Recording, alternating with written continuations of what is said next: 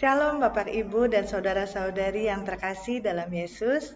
Bersama saya Leticia Jocelyn, kita akan bersama merenungkan sebagian firman Tuhan hari ini. Tema renungan hari ini adalah rencana yang dibelokkan. Diambil dari Kisah Para Rasul 16 ayat 6 sampai 10. Demikian bunyinya. Mereka melintasi tanah Frigia dan tanah Galatia, karena Roh Kudus mencegah mereka untuk memberitakan Injil di Asia. Dan setibanya di Misia, mereka mencoba masuk ke daerah Bitinia. Tetapi Roh Yesus tidak mengizinkan mereka. Setelah melintasi Misia, mereka sampai di Troas. Pada malam harinya, tampaklah oleh Paulus suatu penglihatan. Ada seorang Makedonia berdiri di situ dan berseru kepadanya, katanya, "Menyeberanglah kemari dan tolonglah kami." Setelah Paulus melihat penglihatan itu, segeralah kami mencari kesempatan untuk berangkat ke Makedonia. Karena dari penglihatan itu, kami menarik kesimpulan bahwa Allah telah memanggil kami untuk memberitakan Injil kepada orang-orang di sana. Rencana hidup pribadi saya berubah ketika saya harus gagal memasuki sebuah universitas untuk belajar memasak. Kegagalan terjadi karena hal yang mungkin terdengar sangat konyol.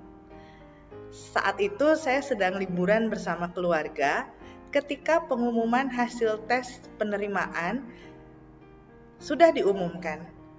Dan saat tes keduanya dimajukan, saya tidak tahu sama sekali. Saat itu saya menyadari saya tidak bisa masuk ke tempat yang saya inginkan. Saya merasa frustasi, kesal, kecewa, dan marah pada diri sendiri. Karena saya mungkin harus mengulang tes di tahun depan dan membuang waktu 1 tahun yang berharga. Kalau saya tetap ingin masuk ke kampus yang tadi. Namun akhirnya saya memutuskan mengikuti saran dari ibu saya untuk mencoba kuliah di tempat lain dengan jurusan yang lain. Bertahun-tahun berlalu, banyak hal yang terjadi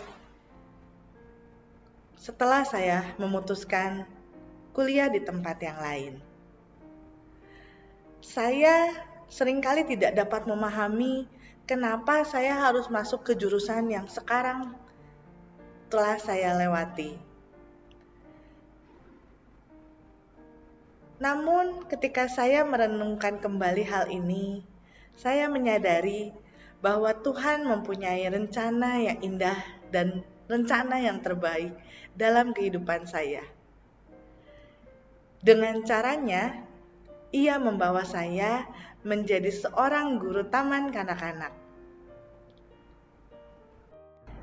Mungkin kalau bukan karena kegagalan saya, atau mungkin kalau bukan karena saya pergi liburan, saat ini saya tidak bisa menemukan panggilan saya, yaitu menjadi guru taman kanak-kanak. Dalam Alkitab terdapat banyak kisah tentang rencana yang dibelokkan. Dalam perjalanan misinya yang kedua, Paulus berencana mengabarkan Injil ke Bitinia.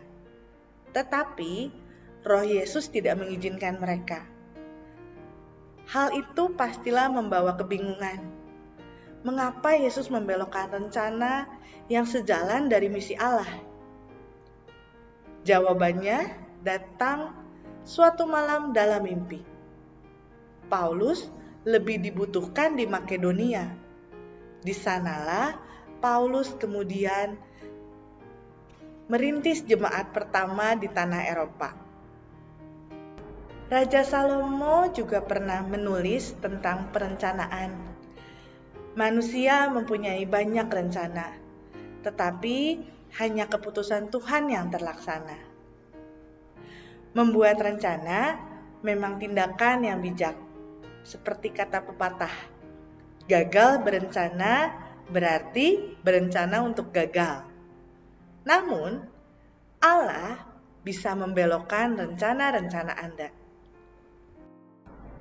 Tujuannya agar kita mau mengikuti rencananya. Kita pun ditantang untuk mendengarkan dan taat kepada pimpinan Allah. Dalam kesadaran bahwa kita dapat mempercayainya dengan tunduk kepada kehendaknya. Dengan tunduk kepada kehendaknya, kita akan berjalan semakin selaras dengan tujuannya.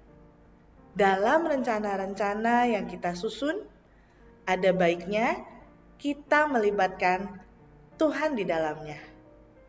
Berencanalah untuk mau mendengar, peka mendengar suara Tuhan, dan dengarkanlah rencana Allah. Mari kita renungkan bersama bagaimana Anda hari ini dapat menyerahkan rencana-rencana Anda kepada Allah. Bagaimana Anda dapat lebih mendengarkan ketika Dia menyatakan rencananya bagi kehidupan Anda, dan apakah Anda mau taat dan mengikuti rencananya? Belajarlah untuk peka terhadap rencana yang disiapkan Tuhan dalam kehidupan kita.